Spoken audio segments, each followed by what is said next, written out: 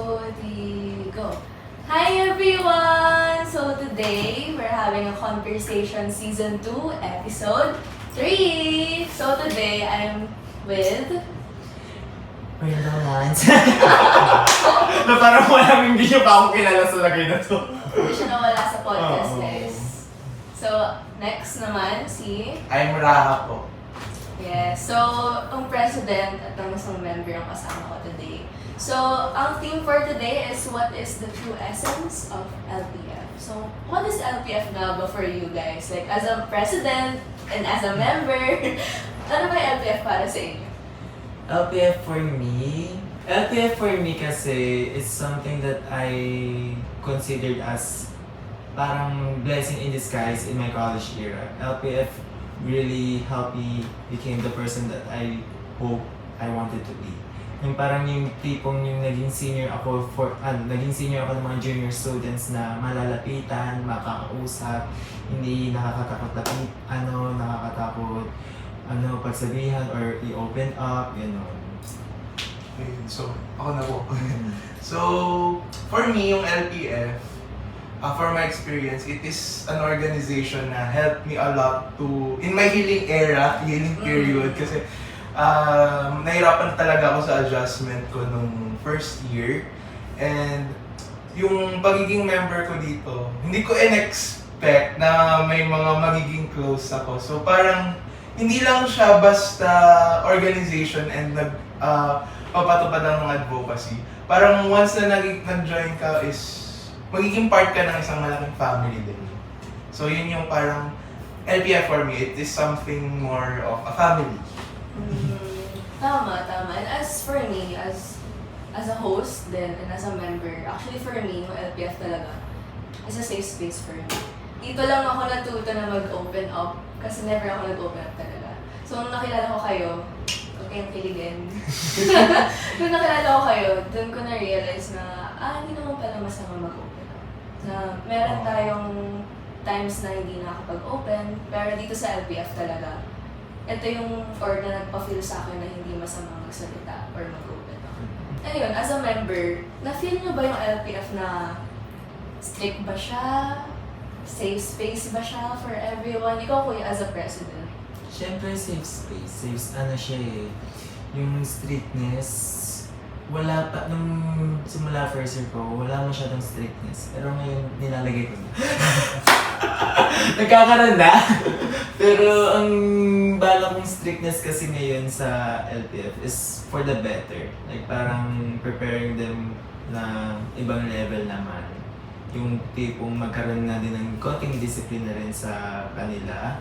Pero I'm doing it as a tough love kind of way. Hindi yung parang yung superiority complex na pamamaraan. Kasi I don't like that.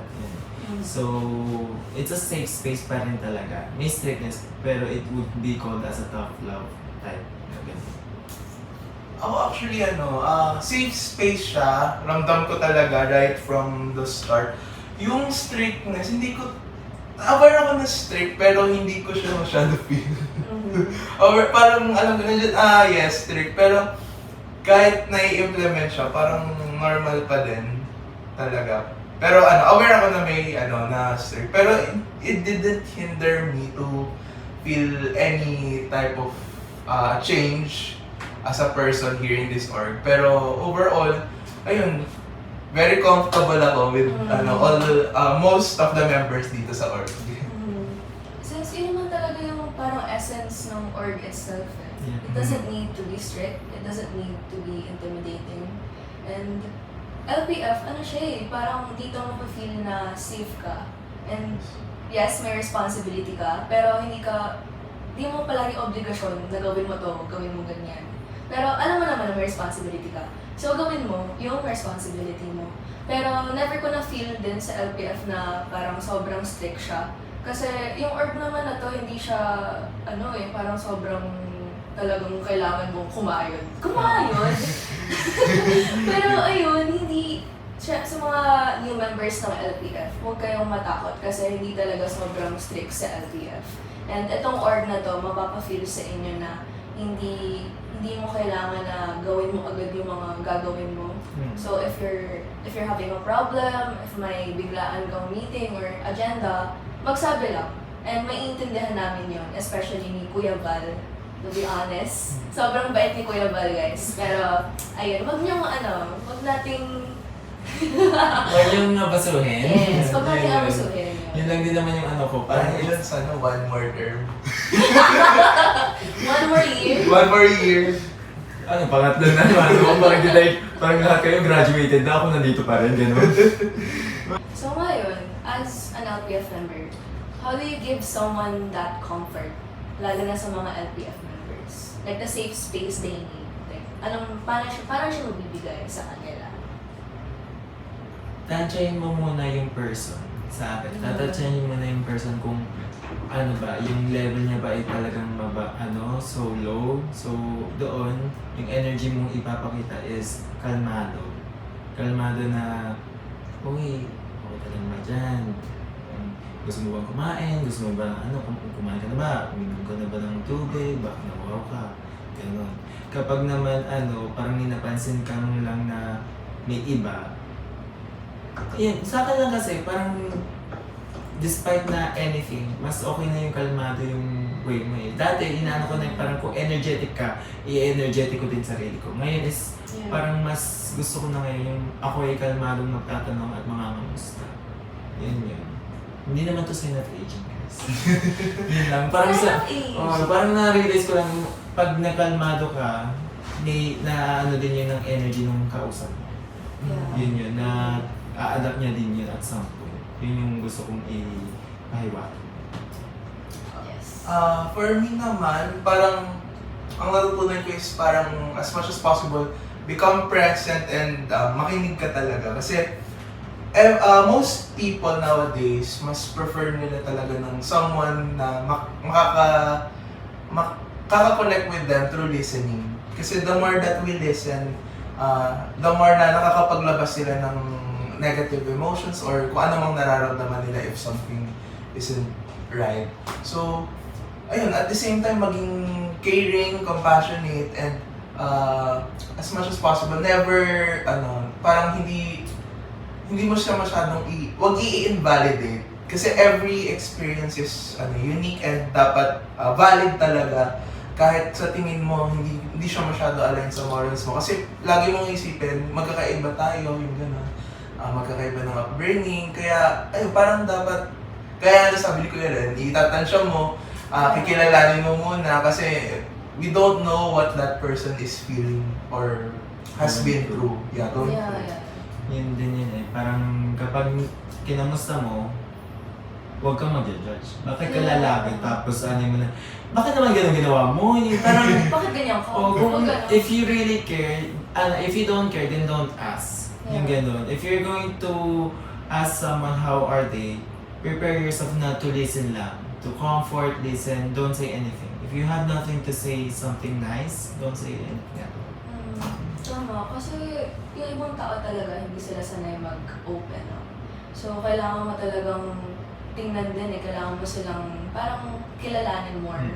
Kasi if ibiglain mo sila, like, uy! Kasi minsan di naman sila like same energy like sa atin na sobrang hyper na sobrang energetic Kasi minsan hindi nila kaya yung ganong presence. So, may taong gusto like calm lang, tapos yung iba, sobrang energetic naman. So, kailangan talaga natin kilalanin muna sila before, getting to know them. Siyempre kasi kailangan din nating isipin yung nararamdaman nila. So, before we talk to them, we have to be careful at all times. Kasi hindi lahat ng tao kasi ng ugali natin. Yes. Depende rin talaga sa situation. Kasi Depends. baka grabe yung tapos di pa siya ready. Yeah, yun din kasi may other people din na hindi sila sanay na makipag-usap sa tao. Like me, dati hindi talaga ako sanay. So, dati ko kinakausap si Kuya Val now. So, hanggang sa biglang dumating na sila Ben, sila Ay, dun ko na sila parang, di naman pala masama na makipag-open up. Hindi naman masama na makipag-usap sa ibang tao. So, tayo rin. dapat alam din natin sa sarili natin na kung ano yung kaya natin. So, dahan-dahan din natin i-open yung sarili natin sa iba. Hindi sa lahat ng bagay tayo palagi. Hintayin din natin sila na mag-open sa atin. So, ayun. So ngayon, anong masasabi natin sa LPF members? Like, anong advices natin sa kanila? Ayun. Kaya kung nasasabi sa inyo through message sa akin kasi, legit madami. Like, it's okay not to be okay. You are more than enough. Yun guys. Don't forget to, never question your worth. Especially if you're going to change. If you're going to change for someone, do it for yourself. Yes. Yun lang. Parang, may mga nagtatanong minsan sa akin, like, yung pag nag-second term ako, like, parang, hanggang ngayon, nandito pa rin ako sa, student leader, student volunteers, yung mga ganap ko sa buhay, ganun. Like, parang, how do you do it? I just do me. Yun. Parang, tatanungin ako, paano po gawin yung mga ganito? You do you, I do me. Okay? We have our own uniqueness. Let's embrace it. Yun. Kumbaga, if you embrace your own quirks, parang makikita mo talaga yung confidence na kaya mo to. Kaya mong lampasan yan. At kaya mong makahikayat pa ng iba. Nanggagaling yan mula sa iyo. Yun. Ako naman, if I were to give an advice dun sa mga LPF members natin, lalo na dun sa kung may mga sasali pa, sana, marami pa. Just, enjoy yung moment ngayon, lalo na yung college. Although, may mga bagay talaga na magpapahirap and magte-test sa kakayahan natin bilang students, bilang tao ngayong college. Pero, live in the moment and think of yung mga masasayang qualities niya as much as possible. And never huwag mong isipin na lagi kang mahuhuli.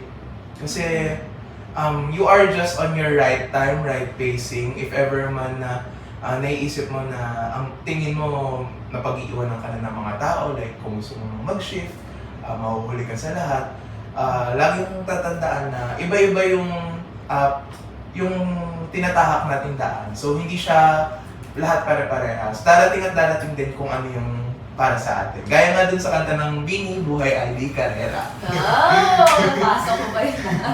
Sa akin din, all I can say is that you don't have to be scared.